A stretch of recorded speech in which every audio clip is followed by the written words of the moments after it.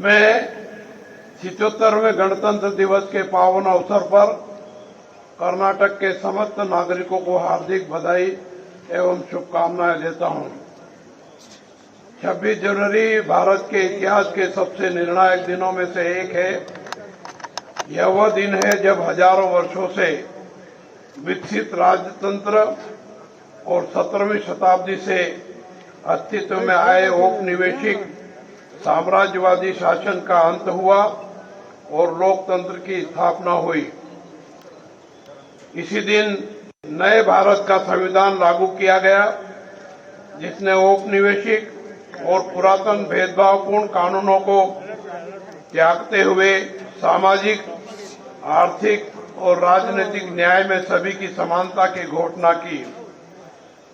असंख्य लोगों ने गणतांत्रिक व्यवस्था की स्थापना के लिए बलिदान दिए और अपने प्राण न्यौछावर किए। आइए इस शुभ अवसर पर हम सब उन्हें श्रद्धापूर्वक स्मरण करें। हमारे स्वतंत्रता सेनानियों ने सदियों तक संघर्ष कर हमें न्याय और स्वतंत्रता दिलाई। आइए हम संकल्प लें कि हमारे पूर्वजों का परिश्रम व्यर्थ न जाए। बाबा साहब अम्बेडकर ने स्वतंत्रता को 3 रूपों में परिभाषित किया: राजनीतिक, आर्थिक और सामाजिक स्वतंत्रता। उन्होंने कहा, हमें किसी भी परिस्थिति में केवल राजनीतिक लोकतंत्र से संतुष्ट नहीं होना चाहिए। हमें अपने राजनीतिक लोकतंत्र को सामाजिक लोकतंत्र बनाना होगा। सामाजिक लोकतंत्र जीवन का ऐसा तरीका है जो स्वतंत्रता, समानता और बंधुत्व को जीवन के सिद्धांत मानता है। स्वतंत्रता, समानता और बंधुत्व को अलग अलग नहीं किया जा सकता। एक को दूसरे से अलग करना लोकतंत्र के उद्देश्य को ही विफल कर देता है। समानता के बिना स्वतंत्र कुछ लोगों को अनेक लोगों को पर प्रभुत्व स्थापित करने की अनुमति देगा। स्वतंत्रता के बिना समानता व्यक्तिगत पहल को नष्ट कर देगी और बंधुत्व के बिना स्वतंत्रता एवं समानता स्वाभाविक रूप नहीं ले सकेगी। कर्नाटक सरकार संविधान में निहित इन तीनों सिद्धांतों को प्राथमिकता के रूप में मानती है। राज्य के प्रत्येक क्षेत्र और प्रत्येक समुदाय की आवाज को सुनते हुए न्यायपूर्ण समाधान प्रदान करने के लिए कार्य किया जा रहा है। विभिन्न सरकारी भर्तियों में उपेक्षित वर्गों को प्राथमिकता दी जा रही है। विभिन्न समुदायों की परिस्थितियों को समझने के लिए आयोग गठित किए गए हैं और उनकी सिफारिशों को लागू किया जा रहा है। क्षेत्रीय असंतुलन को समाप्त करने के लिए निरंतर प्रयास किए जा रहे हैं। इन उपायों से कर्नाटक में राजनीतिक, सामाजिक और राजनीतिक गतिशीलता उत्पन्न हो रही है। संविधान की मूल भावना के अनुरूप राज्य ने आर्थिक गतिशीलता प्रदान करने और सबसे पिछड़े वर्गों को सशक्त करने हेतु कई योजनाएं लागू की है। राज्य प्रतिवर्ष सार्वजनिक कल्याण के लिए विशेष रूप से रुपए 1.1 लाख करोड़ व्यय कर रहा है। गारंटी योजनाओं के अंतर्गत अब तक रुपए 1.13 लाख करोड़ से अधिक की राशि वितरित की जा चुकी है। इसके परिणाम स्वरूप विभिन्न अध्ययनों से संकेत मिलता है कि लोगों की क्रय शक्ति में वृद्धि हुई है और परिवारों का आर्थिक सशक्तिकरण हो रहा है। महिलाओं में नया आर्थिक और सामाजिक उत्साह उत्पन्न हुआ है। कर्नाटक उन चुनिंदा राज्यों में है जहां उपभोक्ता मूल्य सूचकांक बेहतर बना हुआ है। इसके साथ ही सर्वेक्षण दर्शाते हैं कि महिलाओं की सुरक्षा के मामले में बेंगलुरु देश में प्रथम स्थान पर है। यह राज्य के लिए गर्व का विषय है। पारिवारिक सर्वेक्षण के आंकड़ों के अनुसार वर्ष 2024-25 के दौरान राज्य के 1.37 करोड़ परिवारों को किसी न किसी सरकारी योजना के अंतर्गत प्रत्यक्ष वित्तीय लाभ प्राप्त हुआ है। सरकार यह सुनिश्चित कर रही है कि मध्यवर्ती संस्थानों को समाप्त कर लाभ सीधे अंतिम व्यक्ति के बैंक खाते में पहुंचे। सर्वेक्षण से पता चलता है कि यूनिवर्सल बेसिक इनकम की अवधारणा पर आधारित गारंटी सभी की समानता की घोषणा की। असंख्य लोगों ने गणतांत्रिक व्यवस्था की स्थापना के लिए बलिदान दिए और अपने प्राण न्यौछावर किए। आइए इस शुभ अवसर पर हम सब टास्क फोर्स का गठन किया गया है, जिसके माध्यम से 25 से अधिक गतिविधियां संचालित की जा रही है। इन सब के अलावा कर्नाटक ने महिला कर्मचारियों की सेहत और भलाई को ध्यान में रखते हुए कुछ क्रांतिकारी फैसले लिए हैं। महिला कर्मचारियों को सालाना 12 दिन का सवैतनिक मासिक धर्म अवकाश दिया जा रहा है। साथ ही कर्नाटक रोजगार सृजन और बुनियादी ढांचे के विकास को उच्च प्राथमिकता दे रहा है।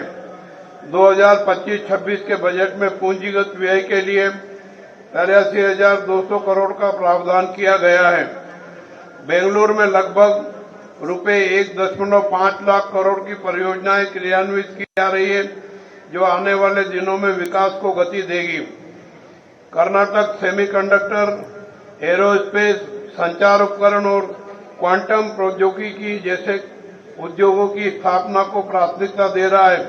इसके परिणाम स्वरूप कई वैश्विक कंपनियां यहां निवेश कर रही है। विकास को गति देने के लिए कानून व्यवस्था के साथ साथ संपत्ति अभिलेखों की शुद्धता आवश्यक है।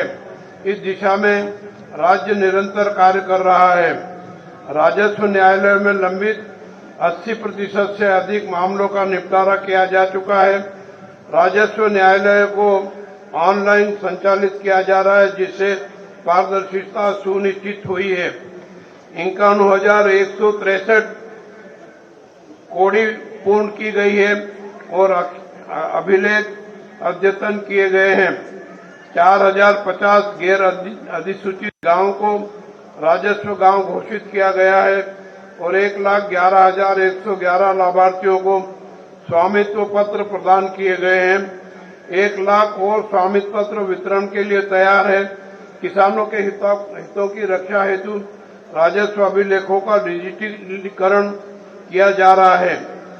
जनता की सुविधा के लिए बी खाता को ए खाता में परिवर्तन करने की अनुमति दी गई है, जिससे शहरी स्थानीय निकायों के अंतर्गत 20 लाख से अधिक लोगों को लाभ हुआ है। ई स्वत्तु प्रणाली लागू की गई है। प्रशासन को सरल और नागरिक अनुकूल बनाने के लिए भवन सेटबैक में समयानुकूल संशोधन किए गए हैं। कर्नाटक देश का सबसे बड़ा शिक्षा केंद्र बनकर उभर रहा है। यहाँ बड़ी संख्या में चिकित्सा, नर्सिंग, इंजीनियरिंग, कृषि, बागवानी और प्रबंधन महाविद्यालय एवं विश्वविद्यालय, सरकारी विद्यालयों में एलकेजी और यूकेजी कक्षाएं प्रारंभ की जा रही है। राज्य में लगभग 8.5 लाख बच्चे आवासीय विद्यालयों और छात्रावासों में गुणवत्तापूर्ण शिक्षा प्राप्त कर रहे हैं। प्रोफेसर सुखदेव थोराट कमेटी की रिपोर्ट के अनुसार कार्यान्वयन की जा रही है। कल्याण कर्नाटक क्षेत्र में शिक्षा सुधार हेतु अक्षरा आविष्कार योजना लागू की जा रही है। डॉक्टर छाया देगांवकर की अध्यक्षता में गठित समिति ने हाल ही में अपनी रिपोर्ट प्रस्तुत की है। वर्तमान में वहां 300 क्रांतिकारी मॉडल के कर्नाटक पब्लिक स्कूल प्रारंभ किए गए हैं। राज्य कौशल आधारित शिक्षा को सर्वोच्च प्राथमिकता दे रहा है। इसके अंतर्गत नए जीटीटीसी, पॉलिटेक्निक कॉलेज, स्किल पार्क और एमएसडीसी स्थापित किए जा रहे हैं। विद्यालयों और महाविद्यालयों में भी कौशल शिक्षा को प्राथमिकता दी जा रही है।